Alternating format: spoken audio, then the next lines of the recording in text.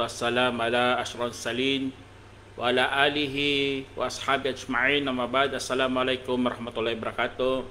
Mga Islam, inshallah sa hapon na ito, ipatuloy lang natin ang ating pagbibigay, pagpapaliwanag sa Surah Talaq. Kasi natapos na tayo sa unang yugto, sa paghihiwalay ng mag-asawa. At alam naman natin ito ay mga last option na ito. Ang Allah subhanahu wa ta'ala gusto niya at turuan tayo ng maganda. Una-una, payuhan muna. Kung ayaw, ay hiwalayan sa higaan. Pangatlo, kung ayaw na talaga, pwede na paluin. Tingnan nyo, ganun na ganun ang step by step. Hindi pwede tumalon kaagad doon. Ang palo doon, hindi yun palo ang katulad ng binubugbog. Hindi ang palo doon na hindi nakakadurog ng buto. Parang disiplina lang talaga. Katulad sa mga anak, pinapalo natin para disiplinahin ang mga anak. Ganon din po sa mga asawa. Kaya ganon mga kapatid Islam, ito ang sinasabi ko sa hiwalayan na itong talak na ito ay last option na lang to ng mag-asawa. Hindi naman, wala naman pilitan talaga eh. Kung ayaw talaga.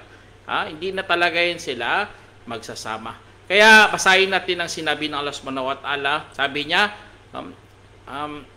askinuhunna min haythu wajadtum min haythu sakantum min wujdikum wala tudaruhunna litudayhiku alayhinna. Sabi ng Allah subhanahu wa ta'ala, sabi niya, pananatilihin ninyo sila kung saan man kayo naroroon o saan man kayo nakatira. Abot ng inyong makakakayanan at huwag ninyo silang sasaktan para pahirapan ninyo sila. Diyan sa na ito mga kapatid, sa Talaq verse 6, nagpapatunay na ito ay isa sa mga batas ng talak. Kahit sino man ang nagsasabi ng talak ay dapat alam na alam nilang batas na ito, na dapat dadaan muna ang babae sa iddah.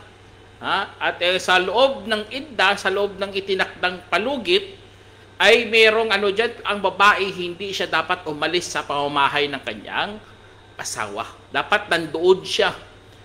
Baka magsising lalaki o ano pa dyan. Siyempre, tao laman po tayo. Ang minsan ng iba, dahil lang yan sa bugso ng damdamin, nabanggit yan lang ganung mga bagay. Baka magbalik tanaw siya at saka magsisi sa kanyang pinanggagawa. Kaya alam na alam yan ng Allah subhanahu wa ta'ala. Kaya meron tayong dyan. Dapat doon siya sa pamamahay ng kanyang asawa. Allahu Akbar. Tingnan nyo, ang Allah subhanahu wa ta'ala gusto niya talaga mabuo ang pamilya. Alam naman natin si Satanas, doon lang siya pinakamasaya kapag naghiwalay ang mag-asawa. Hindi siya masaya sa hiwalayan ng magkapatid, hiwalayan ng magkaibigan. Doon siya masaya, higit siyang masaya doon sa hiwalayan ng mag-asawa. Kasi nga maraming pinsala ang maidulot ng hiwalayan ng mag-asawa, lalo na sa mga anak. Kaya dahil doon, ang Allah subhanahu wa ta'ala gusto niya doon muna, huwag kayong maghiwalay. At alam naman natin mga kapatid, ang mga divorce, hindi yan biro-biro. Dalawa lang po dyan ang pwede mong ibalik. Pangatlo, wala na yan.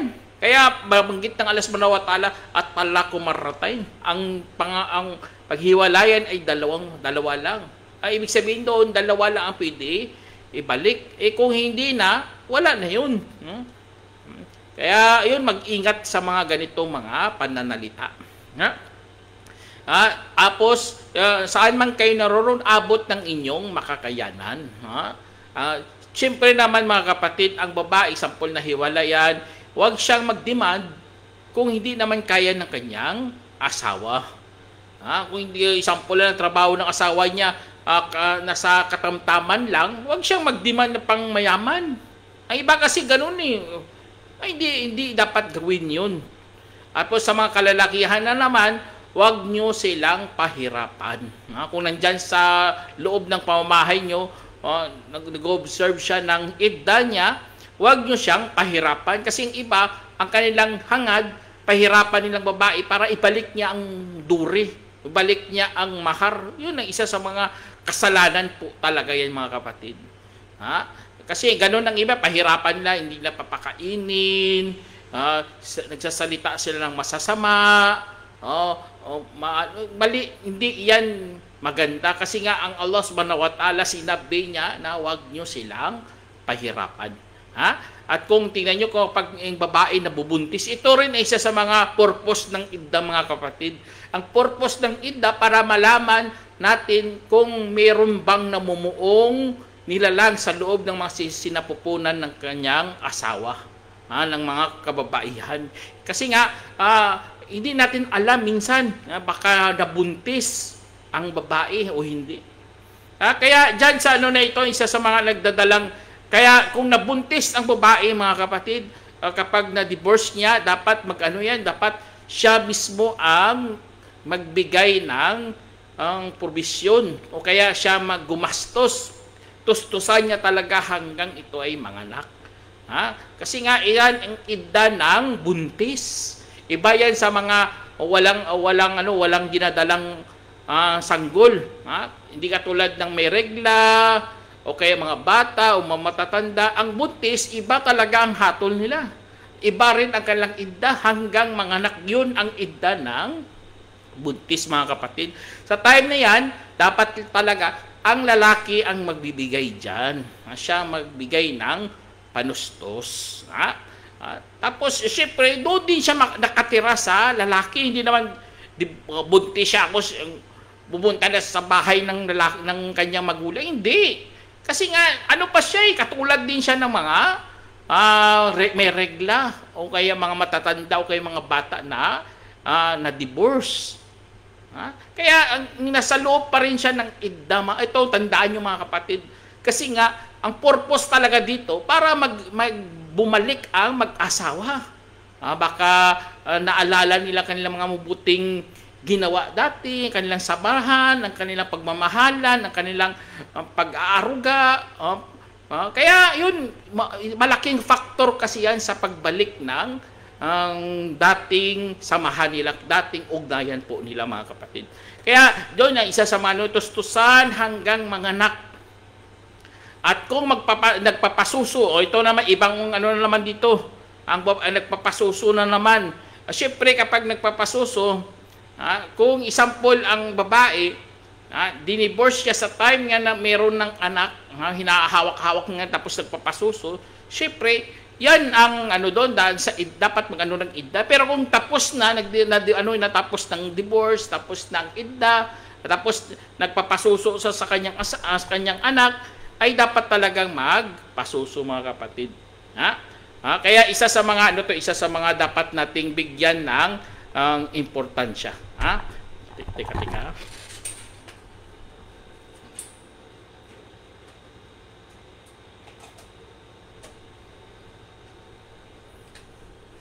Kaya sa mga nagpapasuso na divorce na, dapat bigyan talaga nila ng importansya ang kanilang mga anak din. Pag-aaruga, pagpapasuso. Kasi nga yan isa sa mga obligasyon din yan, mga kapatid. Obligasyon yun ng nanay na pagbigyan ng sustansya ang kanyang anak. Dahil doon, ang lalaki, mayroon ding responsibilidad, dapat magbigay talaga siya ng kabayaran. Magbigay siya. Hindi niya rin papabayaan. Tapos ito pa, pinakamaganda rin, isanggunin nila sa kanilang pagitan. Magano sila, mag-meeting sila, ano magandang gawin natin. Kung hindi kaya, syempre, ang babae humingi minsan ng hindi kaya ng lalaki, ay ipapasuso na lang sa iba. Ngayon, alhamdulillah, high-tech na po tayo. Meron na mga salata. Ayun, doon na lang Kaya sabi ng Allah subhanahu wa ta'ala, kadugtong dito, yunfik dhu sa'atin min sa'atihi. Aman qudira alayhi rizqahu, falyunfik mimma atahu Allah. La yukallifullahu nafsan illa ma ataha. Sayaj'alallahu ba'da usrin yusra. Sabi ng Allah subhanahu wa ta'ala, dapat magbibigay ng panustos ang merong kapasidad mula sa kanyang kakayahan. At ang sino mang hinigpitan sa biyaya, kung gayon ay gumastos mula sa pinagkaloob sa kanya ng Allah. Walang itatalaga si Allah sa isang sarili bukod sa kung ano ang pinagkaloob lamang sa kanya. Sadyang gagawin ng Allah matapos ng paghihirap ang kaginhawaan. Kaya dyan sa sinabi ng Allah, mga kapatid, napakaganda talaga ng turo ng Islam. Sa pagbibigay, lalo na sa pagbibigay dyan, depende talaga sa kakayahan ng lalaki. Kung mayaman, syempre dapat malaki rin ang ibibigay. Hindi, huwag yung i-label doon sa status ng lipunan. Dapat i-label niya kung ano ang kanyang income. Example, buwan-buwan niya milyon. Allah, laki-laki na yun. Milyon, dapat magbigay siya, mahigit doon sa, magbigay siya ng karapat dapat talaga sa babae. Milyon, tapos bibigay 20,000 na, subhanallah. Dapat magbigay siya ng 100,000, 150. Depende kasi yan sa kinikita ng lalaki. Pero kung kinikita ng lalaki, 10,000 lang, tapos ang demand ng babae, 10,000 din, subhanallah. Kawawa talagang lalaki. Kaya yun ay isa sa mga dapat natin mga kapatid, unawain talaga to. Ito may mga batas po tayo. Depende talaga sa kapasidad ng lalaki dito. Sa kanyang kakayahan. Kung kinikita niya maliit, syempre kaya sa Islam mga kapatid, meron talaga tayong iniisip talaga natin ang kapasidad. Ang kapasidad sa pag-aasawa, hanapin yung merong kapasidad. Siyempre kapag nag-asawa ka ng mahirap, huwag ka na mag-isip, bibigyan ka ng marangyang buhay. Parang nasa fairy tale ka, na natutulog ka, tapos gumising ka, ganun gusto mong buhay. Hindi ganun. Dapat meron talagang yan, meron siyang kapasidad talaga. Yan ang realidad ng buhay. Isang po lang nag-asawa ka lang mahirap, siyempre kung konti lang ang sustento ang makukuha mo sa kanya. Lalo na sa hiwalayan, mga kapatid. Kung siya mahirap siya, kung konti talaga makukuha mo sustento dyan. Kaya mga dyan, sa sino mang nahigpitan sa biyaya, isang po konti lang kinikita niya, ay gumastos lamang kung ano ang pinagkaloob sa kanya ng Allah subhanahu wa ta'ala. Allahu Akbar. Kaya yan isa sa mga pinakamagandang batas ng Allah subhanahu wa ta'ala, mga kapatid. Dapat matakot talaga siya kung kinikita niya malaki. Dapat malaki rin kanyang ibibigay. Kung kakaunti lang, wag mong kakaunti talaga ibibigay sa kanya. Kaya alam naman natin Allah subhanahu wa ta'ala, hindi naman siya nagtatalaga sa mga tao o sa kanya, sa mga iba, bukod lamang sa kanyang ipinagkaloob sa kanya. Inshallah mga kapatid, kung ganun ang pag-iisip mo, iniisip mo talaga mabigyan sila ng magandang kinabukasan kahit iwalay na kayo, inshallah alam naman, nangako si Allah subhanahu wa ta'ala matapos ng paghihirap, bibigyan niya ng kaginhawaan. Kaya huwag kang mag-alala. Allahu Akbar. Ang Allah subhanahu wa ta'ala nangako sa mga ganong mga manampalataya. Kahit iwalay na sila, inshallah, baka dahil dyan mabubuksan mong ibang pintuan, bintuan ng biyaya, at bibigyan ka ng Allah subhanahu wa ta'ala ng higit para dyan. Kaya dahil doon sa mga batas ng Allah subhanahu wa ta'ala sa divorce, mga kapatid, sa hiwalayan, ay tandaan talaga natin kaakibat yan ang kalooban ng Allah subhanahu wa ta'ala. Ang iba kasi batas lang, akala nila ganun-ganun lang. Akala nila hindi, kung trip-trip lang nila susundin ang batas. Hindi ganun ang batas ng Allah, dapat talaga sundin yan. Kasi nga may kalakip na pagkaparusahan ng sinumang hindi sumusunod sa batas ng Allah. Ang iba naman, ayaw nila. Bagkos nagtakwil sila, ang hatol sa iyo, kupor talaga. Kasi tignan nyo sa sinabi ng Allah dyan, sa kasunod sa 8, وَكَأَيِّمْ مِنْ كَرْيَةٍ أَتَتْ عَنْ أَمْرِ رَبِّهَا وَرُسُلِهِ فَحَاسَبْنَاهَا حِسَابًا شَدِيدًا وَعَذَّبْنَاهَا عَذَابًا نُكْرًا. Sinabi ng Allah, kung gaano karaming lungsod na naghimagsik sa utos ng kanilang Panginoon, kaya't hinatulan namin ito ng malubhang paghahatol at pinarusahan ng hilakbot na kaparusahan. Tignan nyo, ilakbot na kaparusahan. Kaya kung isipin mo, batas ng Allah, habag yan para sa mga sumusunod at kaparusahan yan sa mga taong mga sutil. Kaya mag-ingat mga kapatid sa mga batas, lalo na sa mga ganito. Ang iba kasi sa hiwalayan, gusto talaga maghiganti. Ang kanyang hugot, ang kanyang lakas, ang kanyang pera, kanyang bakanting oras, ibubuhos doon sa paghihiganti. Lumiliyab talaga ang kanyang damdamin para makagawa ng paghihiganti sa babae na yun. Kaya, delikado talaga. Tapos hindi ka susunod sa batas ng Allah. Susundin mo lang yung pagnanasa, ang yung pighati. Kaya dahil doon, baka makasali ka doon sa mga nauna. Ang mga nauna, ganun na ganun, pinarusahan din ng Allah subhanahu wa ta'ala. Kasi nga, hindi nila sinunod ang batas ng Allah. Kaya mga lungsod, ang mga nauna, dapat gano'n natin yan. Kaya nag-aaral po tayo ng kasaysayan para malaman natin at matukoy natin ang sino man ang hindi sumunod sa batas ng Allah subhanahu wa ta'ala.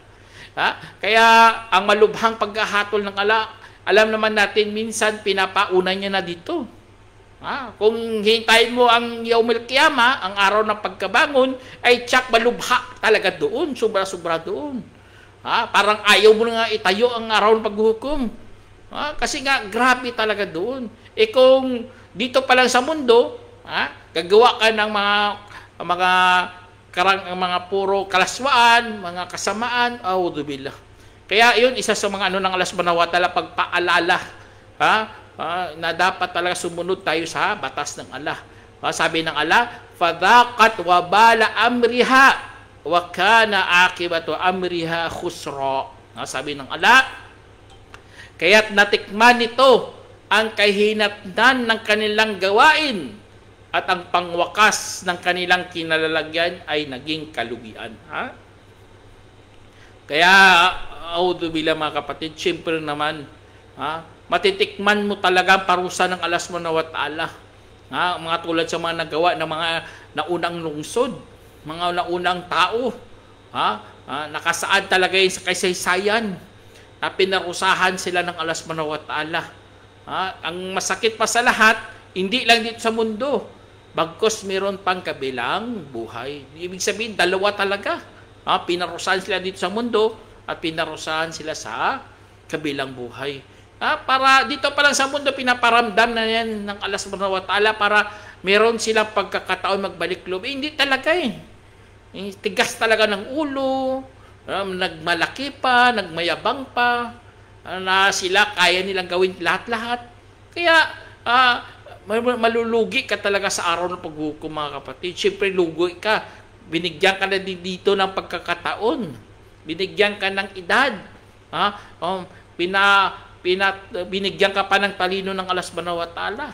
Tapos, yun pang gagawin mo. Kaya, malulugi ka talaga. At alam naman natin, ang malulugi ay magdadalamhati talaga sa araw ng paghuhukom. Tapos, ito pa mga kapatid, sabi ng Allah, kadugtong dito, a'addallahu lahum adaban syadidan fattaqullaha ya ulil albab alladhina amanu kad anzalallahu ilaikum dhikra. Sabi ng Allah, sabi niya, at inahanda ng Allah para sa kanila ang matinding kaparusahan. Kaya katakutan ninyo si Allah, mga taong merong pag-unawa, na mga yaong sumampalataya. Talagang ipinaba ni Allah sa inyo ang paalala. Allahu Akbar. Kaya dyan sa na yan, sa sinabi ng Allah mga kapatid, kadugtong dito, di ba sabi ko sa inyo, nabanggit ang unang batas ng hiwalayan. Tapos sa sunod dyan, binanggit din dyan ang kasaysayan ng mga nauna. Ang purpose talaga ng batas ng Allah para sundin. Para magkaroon tayo ng gantimpala sa pagsunod, para masunod natin ang kalooban ni Allah subhanahu wa ta'ala. Ngunit ang ibang tao na naman, talagang suwail kay Allah subhanahu wa ta'ala. Talagang matitigas ang kanilang mga puso at kanilang mga ulo. Kaya dahil doon, hindi mo talaga masisi si Allah subhanahu wa ta'ala. Bagkos nagturo lahat ng Allah subhanahu wa ta'ala, nagpababa nga ng paalala para magabayan, para patnubayan ang mga tao na yun. Pero sila mismo nagpaligaw sa kanilang mga sarili. Kaya ang bunga doon, inahanda ng Allah subhanahu wa ta'ala sa kanila ang matinding kaparusahan, napakatinding parusa. Alam naman natin ang impyerno, mga kapatid. Hindi biro-biro ang impyerno. Hindi biro-biro ang parusa ng Allah. Ang bantay nga doon, 19 lang. 19 lang ang bantay. Subalit, kayang-kaya nilang bantayan ang impyerno. Auzubillah. Kaya kadugtong dito, kaya katakutan ninyo si Allah subhanahu wa ta'ala. Pinapaalalahanan ulit tayo ng Allah. Matakot tayo kay Allah. Kapag may batas si Allah, pakinggan at sundin. Sami'na wa ata'na. Narinig namin at aming susundin. Ganun na ganun tayo, mga Muslim po tayo. Mayroon tayong pag-unawa. Ani-anin mong unawa mo na ito. Kung hindi mo naman ginagawa, kung hindi mo naman sinusunod, kung hindi mo naman pinapaniwalaan. Ani-anin mo yung unawa mo. Ang iba kasi ang unawa nila, napaka-ayos, napaka-talino nila. Pero hindi nila ginagamit sa pag-unawa para kay Allah. Kasi nga, wala silang paniniwala. Meron nga silang talento meron nga silang karunungan, pero wala naman silang pananampalataya. Kaya, auzubillah, mga kapatid, ang pag-uunawa natin, lagyan mo talaga ng kaakibat yan ng pananampalataya. Kasi nga, nagtalagang nagpababa si Allah subhanahu wa ta'ala ng kanyang paalala. Allahu Akbar. Kaya, ang kanyang paalala niya, bagkus nagpadala pa rin siya ng propeta. Sabi ng Allah, Rasulan, yatlu alaykum ayatillahi mubayyinat, liyukhrijal ladina amanu wa amilus salihati minadh dhulumati ilan nur, wa may yu'min billahi wa ya'mal salihan, yudkhilu jannatin tajri min tahtihal anhar, khalidina fiha abada, kad ahsanallahu lahu rizqa. Sabi ng Allah subhanahu wa ta'ala, sa 11, mensahero na bumibigkas sa inyo ng mga talata na mga malilinaw. Allah, tingnan nyo, mga kapatid, kung isipin mo. Ang Allah nagpadala ng aklat. Tapos sa aklat, nagpadala rin ng mensahero. Meaning may teacher talaga, may guru na nagbabasa. Tao na nagbabasa ng isang mensahero ng Allah. Anong binabasa pa? Mga malilinaw. Allah. Ganun na ganun ang tinatawag na tamang relihiyon na nagtuturo ng malilinaw. Hindi nagtuturo na maano ka pa, mga puro tinatawag na katulad sa mga Christian, ano raw yan? Misteryo. Hindi ganun ang mga propeta, mga kapatid. Ang mga propeta nagtuturo ng mga malilinaw, hindi misteryo. Tingnan nyo, yung Diyos nila, misteryo. Hindi nila lubos maunawaan o kaya mahina ang utak nila para unawain ang Trinidad. Hindi ganun ang Diyos, mga kapatid. Ang propeta nagpadala, ay pinadalhan ng mga kasulatan. At ang kasulatan na nilalaman doon ay lahat malilinaw. Allahu Akbar. Anong dahilan? Bakit malinaw? Hindi naman, kaya si Prophet Muhammad SAW pinadala sa mga Arabo. Kasi nga, ang salita niya, Arabo, wikang Arabo. Siyempre kung papadalahan sila ng English doon, tapos mga Arabo sila, hindi nila maunawaan yun. Kaya malinaw talaga, mga kapatid. Kaya ang salita ng Allah, napakalinaw. Ang dahilan doon upang palalabasin ang mga yaong sumampalataya at gumagawa ng mabuti mula sa mga kadiliman tungo sa kaliwanagan. Allah. Ayun pala, mga kapatid, bakit malinaw ang ipapadala ng Allah? Ito talagang gusto ng Allah sa atin. Maligtas talaga tayo. Katulad si Prophet Salam na tumayo sa apoy. Tapos sinabi niya sa kasamahan niya, ako at kayo ay parang tao na nagpasindi ng apoy tapos maraming mga insekto na lumalapit at ako ang taga-harang sa kanila. Kaya ganun na ganun mga kapatid. Nagpadala talaga si Allah subhanahu wa ta'ala mensahero at may mga malilinaw na mga kasulatan para palabasin po tayo sa kadiliman. Kaya sa Islam, bawal sa atin mga haka-haka, bawal sa atin mga kasabihan na wala namang basihan, o mga kulam, o mga hula, o ano pa dyan, mga walang basihan. Mga fortune telling. Kasi nga, hindi yan siya malinaw. Basta ikaw, merong paniniwala kay Allah, gumagawa ng mabuti, ang pag-iisip mo talaga, tama talaga eh. Dalisay talagang pag-iisip mo. Kaya, dinagdagan pa yan ng Allah ng malilinaw na mga kasulatan para ang iyong pananampalataya ay magkasundo sa aral ng Allah subhanahu wa ta'ala. Kasi malinaw utak mo eh. Kaya tignan nyo sa mga hindi Muslim, malinaw ang utak nila. Gumagawa sila ng mabuti, pero kasulatan nila ay sumasalungat sa kanila. Sumasalungat sa logic, sumasalungat sa rational, o ano pa dyan. Kaya nagdududa talaga sila. Alhamdulillah, sa Islam walang ganun. Kaya kasi nga, nagpadala si Allah subhanahu wa ta'ala ng malilinaw para palabasin po tayo sa mga kadiliman.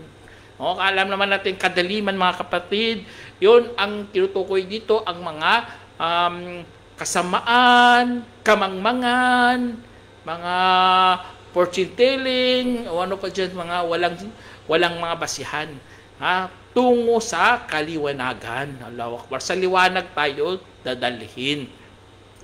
Kaya kung ganun na ganun ang iyong paninindigan mga kapatid, Allahu Akbar, nasa tamang landas ka po. At ang sino man ang naniniwala kay Allah at gumagawa ng kabutihan, ay papasukin siya sa halamanang merong umaagos roon ng mga ilog sa ilalim kung saan habang buhay na sila doon magpakailanman. Allahu Akbar. Tingnan nyo. Doon ka na kapatid, habang buhay. Yun ang kaloob ng Allah subhanahu wa ta'ala. Hindi pwede na maniwala ka lang, tapos papasok ka na sa heaven. Hindi ganun. Dapat may ano ka talaga. Maniwala ka at mayroong mabubuting gawa. Kasi nga ahanihin mo yan ang mabuting gawa kung wala ka ng pinapaniwalaan. Di ba? Kaya si Islam, tinuturo lahat to, maniwala ka muna kay Allah para lahat ng iyong mga gawain dito, lahat ng iyong hinahangad, lahat dito sa buhay mo sa mundo ay inuukol mo kay Allah. Yun po ang paniniwala natin kay Allah. At gumawa ng kabutihan. Kasi nga meron siyang pabuya dyan. Meron siyang ganti. Ang kanyang ganti ay papasukin ka nga sa kanyang paraiso. Allahu Akbar. Di ba? Napakadali lang yan.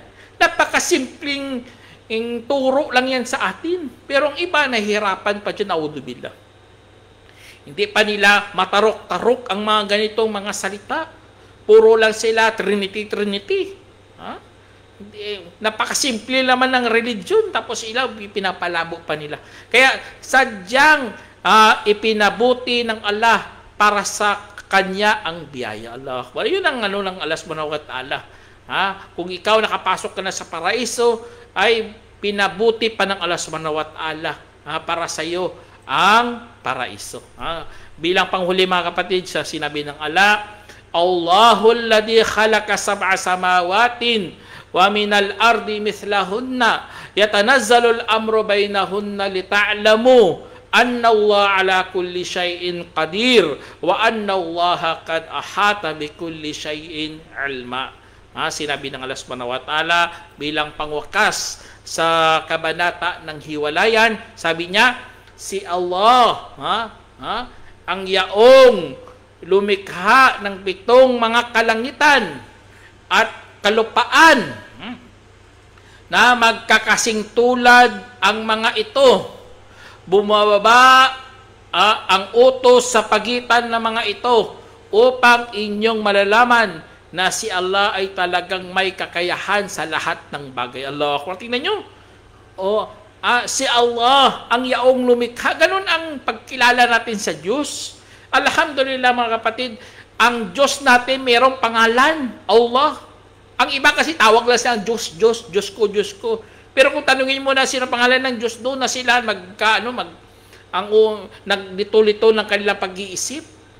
Alhamdulillah, si Allah talaga nagpakilala dito. Siya, si Allah. Si Allah ang yaong lumikha ng 7 kalangitan.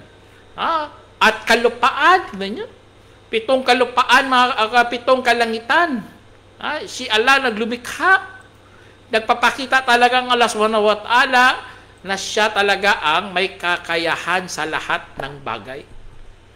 Tapos na magkakasing tulad ang mga ito. Kung mapapansin nyo, magkakatulad talaga. 7 kalangitan. Hindi pa natin yan, kasi hindi natin mapuntahan. Pero ang lupa dun, mayroong 7 rin na level yun. Allahu Akbar. Ang doon, bumababa ang utos ng Allah subhanahu wa ta'ala. Sa 7 kalangitan yun, bumababa ang utos ng Allah. Sa mga pagitan ng mga ito. Upang malaman natin si Allah mayroong kakayahan. Allahul Qadir, kul ala kulli syai'in qadir. Siya mayroong kakayahan. May kakayahan po si Allah subhanahu wa ta'ala sa lahat ng bagay. Kayang-kaya niya talaga yan. Walang limitado sa kanya. At sa katunayan, si Allah ang sumasaklaw sa lahat ng bagay sa kanya, sa kaalaman. Yung sinasaklawan niya. Meron na nga siyang kakayahan, meron pa siyang malakang sumasaklaw pa ang kanyang kaalaman. Nasasaklawan niya mga kapatid. Kaya napakaganda talaga ng turo ng Quran. Sabi nila, si Allah, ginawa raw tayong puppet. Puppet raw tayo ng Allah, subhanallah. Pag naging puppet tayo, binigyan nga tayo ng kalayaan sa pagpipili. Example, magbigay ko yung example sa inyo. Mayroong tao na sumulat na 2 train sa loob ng 10 minuto, magbabanggaan ang 2 train. Tapos, sa pagkatapos ng 10 minuto, nagbanggaan niya ang train, sinulat niya. Pwede ba sabihin mo na kasi ang tao na yun sumulat ngayon mayroong kasalanan kasi nagbangga ng train? Kasi alam niya, mababangga ng train, bakit hindi niya pinigilan? Subhanallah. Hindi mo gano'n, ang gano'n mga pag-uutak, mo siya, akusahan mo siya ng krimen. Hindi gano'n. Dito yan sa mundo, hindi natin yan maakusa. Paano na si Allah subhanahu wa ta'ala? Alam niya, saklaw niyang lahat. Tapos sabihin mo, si Allah ginawa tayong puppet. Ginawa tayong manika, auzubillah. Alam niya ng Allah. Pero tayo pinagkalooban pa rin ng kalayaan sa pagpipili. Kaloob yun ng Allah subhanahu wa ta'ala sa atin. Sana gamitin nyo ito mga kapatid. Inshallah, sana meron kayong napulotang aral. Hanggang dito na lang po. Assalamualaikum warahmatullahi wabarakatuh.